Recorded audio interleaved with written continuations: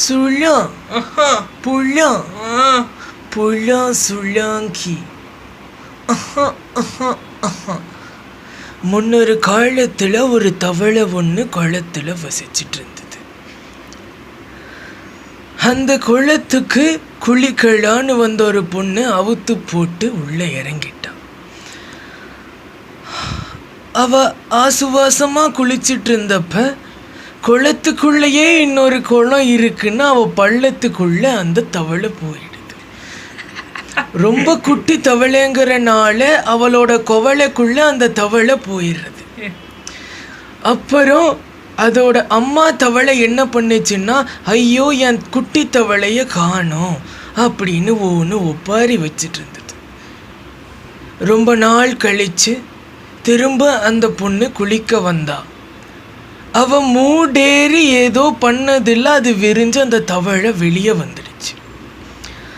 அப்போ நேராக பீச்சிட்டு வந்த தவளை அதோட அம்மா தவளை மூக்கில் போய் பட்டான்னு அடித்து மட்டான்னு விழுந்தது. அப்போ கேட்டது, குழந்தா இப்போனால எங்கே போனேன் அப்படின்னு கேட்டு.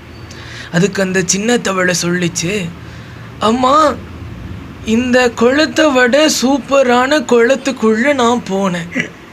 ரொம்ப நல்லா இருந்தது, ஆனால் ஃபுல்லாக இருட்டாக இருந்தது அப்படின்னு சொன்னான்.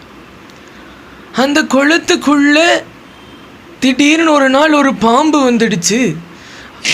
அது உள்ள வந்து வந்து வெளியே போயிட்டு இருந்தது. எனக்கு ரொம்ப பயமாயிடுச்சு.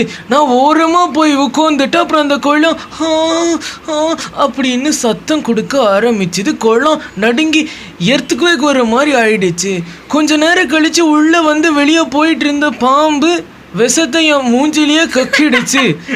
நான் செத்துட்டேனோ அப்படின்னு நினச்சிறப்ப அந்த குளம் ஓடி வந்து இந்த குளத்துக்குள்ளே வந்தனையும் அங்கிருந்து நான் வெளியே வந்து உன்கிட்ட வந்துட்டேன். பார்த்தியா என் மூஞ்சியெல்லாம் வெள்ளையா இருக்குது அப்படின்னு சொன்னான். உடனே அதோட அம்மா தவளை என்ன சொல்லுச்சுன்னா, ஹமாம் போட்டு குளிச்சுக்கலாம், எதுவும் ஆகாது அப்படின்னு சொல்லி முடிச்சுட்டா.